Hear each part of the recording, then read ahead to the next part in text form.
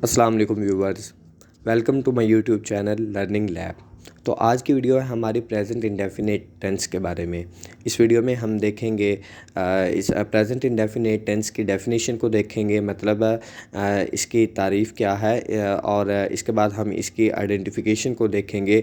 उर्दू में इसकी पहचान कैसे की जाती है, मतलब हमारे पास जुमले होते हैं तो हमें कैसे पता चलेगा कि कौन सा जुमला जो है वो प्रेजेंट इंडेफिनिट टेंस का है। तो इसके बाद हम देखेंगे इसका फार्मूला। जैसे कोई भी काम करने के लिए कोई तरीक़ाकार होता है, इसी तरह सेंटेंसेस को बनाने के लिए भी उनके फार्मूलाज होते हैं। हर सेंटेंस का एक अलग से फार्मूला होता है। तो इस पे हम प्रेजेंट इंडेफिनिट टेंस का फार्मूला देखेंगे। इसके बाद हम देखेंगे कि इसमें हेल्पिंग वर्ब कौन से यूज़ होते हैं, इस सेंटेंस में कौन से हेल्पिंग वर्ब यूज़ होते हैं। बाद में हम सिंपल सेंटेंस को देखेंगे और उनकी कुछ एग्जांपल्स देखेंगे। और इसी तरह हम बाद में नेगेटिव और इंटरोगेटिव सेंटेंसेस को भी देखेंगे और उनकी एग्जांपल्स को भी देखेंगे और उनके फार्मूलाज को भी देखेंगे। तो सबसे पहले हमारे पास डेफिनेशन।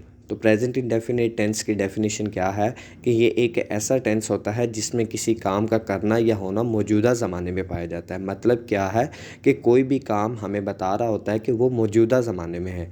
जैसे फॉर एग्ज़ाम्पल स्कूल में अटेंडेंस के दौरान कोई भी टीचर जब किसी भी स्टूडेंट का नेम कॉल करता है तो स्टूडेंट आगे से क्या बोलता है, प्रेजेंट। मतलब क्या कि वो वहाँ पे मौजूद है। तो ये टेंस भी हमें ये शो करवाता है कि जो काम हो रहा है वो मौजूदा ज़माने में हो रहा है। इसकी एग्ज़ाम्पल हम देख लेते हैं। वो स्कूल जाता है, ही गोज़ टू स्कूल। मैं खाना खाता हूँ, आई ईट मील। वो कपड़े धोती है, शी वॉशेज़ द क्लॉथ्स। हम क्रिकेट खेलते हैं, वी प्ले क्रिकेट।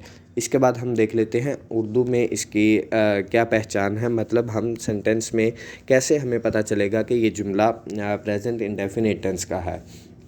तो उर्दू के जो है ना सेंटेंसेस में जुमला के आखिर में ता है, ती है, ता हूँ, ते हैं वगैरह वगैरह इस तरह के अल्फाज आते हैं जो कि हमें शो करवा रहे होते हैं कि ये जुमला प्रेजेंट इंडेफिनिट टेंस का है। इसकी एग्ज़ाम्पल है हमारे पास कुछ। मैं मेहनत करता हूँ।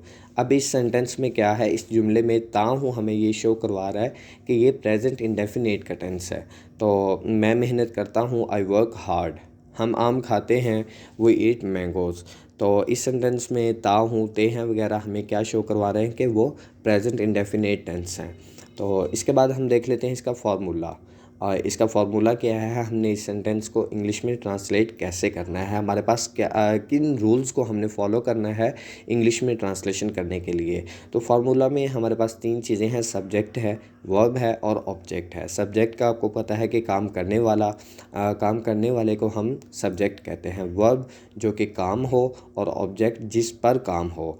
तो इस सेंटेंस का फार्मूला सिंपल फार्मूला है, सब्जेक्ट लगाते हैं हम सबसे पहले, सब्जेक्ट के बाद हम वर्ब को यूज़ करते हैं और वर्ब के बाद हम फिर ऑब्जेक्ट को यूज़ करते हैं। इसके बाद हमारे पास आ जाता है हेल्पिंग वर्ब। तो इस सेंटेंस में हेल्पिंग वर्ब कौन कौन से यूज़ होते हैं, तो हमारे पास दो हेल्पिंग वर्ब है। नंबर वन है डू और डज। तो डू किन के लिए यूज़ होता है, डू यूज़ होता है प्लूरल के लिए। जैसे हमारे पास एग्जांपल है आई, वी, यू, दे, या फिर कोई भी प्लूरल सब्जेक्ट हो तो उसके लिए हम क्या यूज़ करेंगे, उसके लिए हम यूज़ करते हैं डू। इसके बाद डज, डज जो कि सिंगुलर के लिए यूज़ होता है, मतलब ही, शी, इट या कोई भी सिंगुलर नेम, कोई भी सिंगुलर नेम हो तो उसके लिए हम क्या यूज़ करते हैं, डज। लेकिन एक और इम्पॉर्टेंट बात यह है कि सिंपल सेंटेंसेस में हेल्पिंग वर्ब नहीं होते हैं। ये एक ऐसा टेंस है जिसके सिंपल सेंटेंसेस में हेल्पिंग वर्ब, कोई भी हेल्पिंग वर्ब यूज़ नहीं होता है। और इस सेंटेंस में फॉर्म ऑफ द वर्ब जो कि फ़र्स्ट फॉर्म यूज़ होती है, the first form of a verb is used in all types of sentences. तो क्या है, इस जो प्रेजेंट इंडेफिनिट की जितनी भी टाइप्स हैं, मतलब सिंपल सेंटेंसेस हों, नेगेटिव सेंटेंसेस हों या इंटरोगेटिव सेंटेंसेस हों, तो इसमें क्या है, इसमें फर्स्ट फॉर्म ही यूज़ होती है। एक और इम्पॉर्टेंट बात यह है कि सिंपल सेंटेंसेस में वर्ब की फॉर्म के साथ हम एस या ई एस का इजाफा करते हैं। मतलब क्या है, हम एस या ई, वर्ब की फॉर्म के साथ हम एस या ई एस लगाते हैं, लेकिन क्या है, सिर्फ सिंपल सेंटेंसेस में लगाते हैं हम। नेगेटिव और इंटरोगेटिव जब हम बनाते हैं तो उसके साथ हम जस्ट फर्स्ट फॉर्म ही यूज़ करते हैं, कोई एडिशन नहीं करते हैं।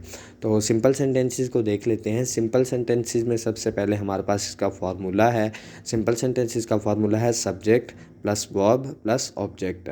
और जैसे कि मैंने पहले ही बता दिया है, in simple sentences helping verb is not usually used, मतलब सिंपल सेंटेंसेस में हेल्पिंग वर्ब नहीं यूज़ होता है।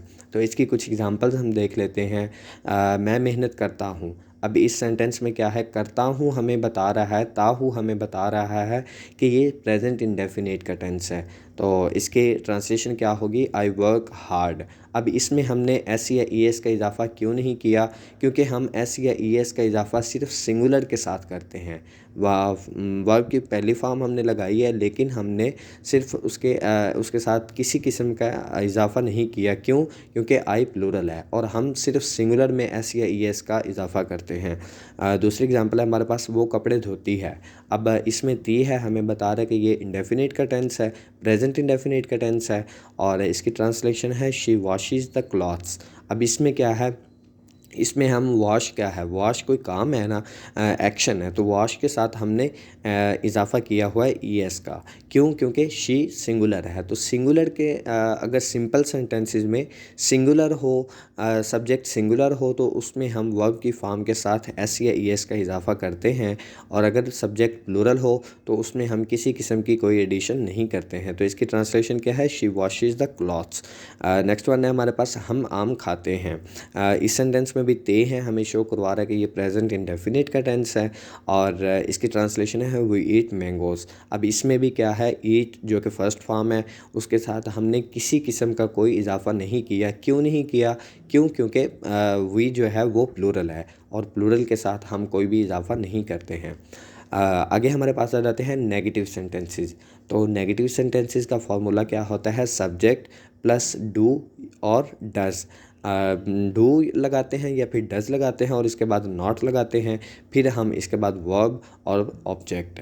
मतलब क्या है कि सबसे पहले हमने सब्जेक्ट लेना है, इसके बाद हमने हेल्पिंग वर्ब को यूज़ करना है, या डू यूज़ करना है या डज़ यूज़ करना है। डू हम प्लूरल के लिए यूज़ करते हैं और डज़ हम सिंगुलर के लिए यूज़ करते हैं।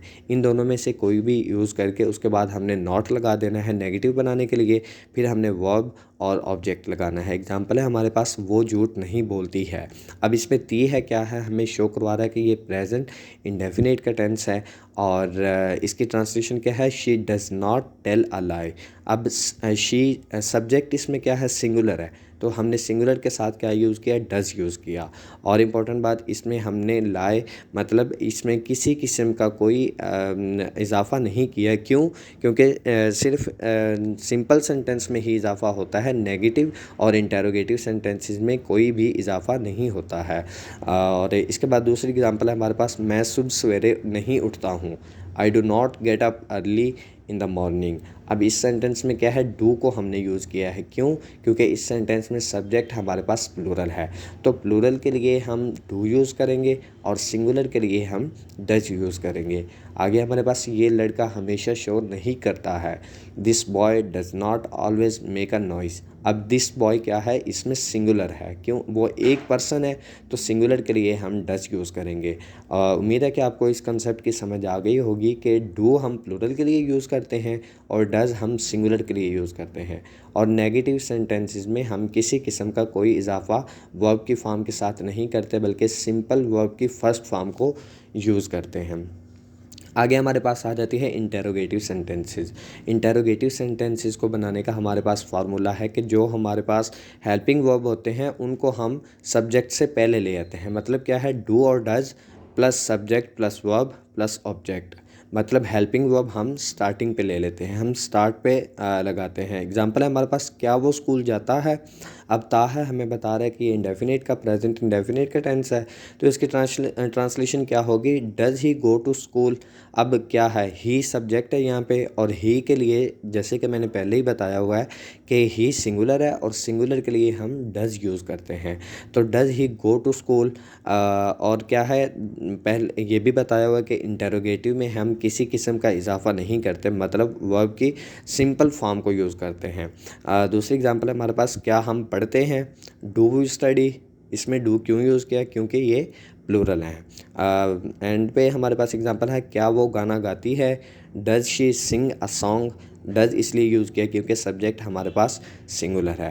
तो उम्मीद करता हूँ कि आपको प्रेजेंट इंडेफिनिट सेंटेंस की समझ आ गई होगी।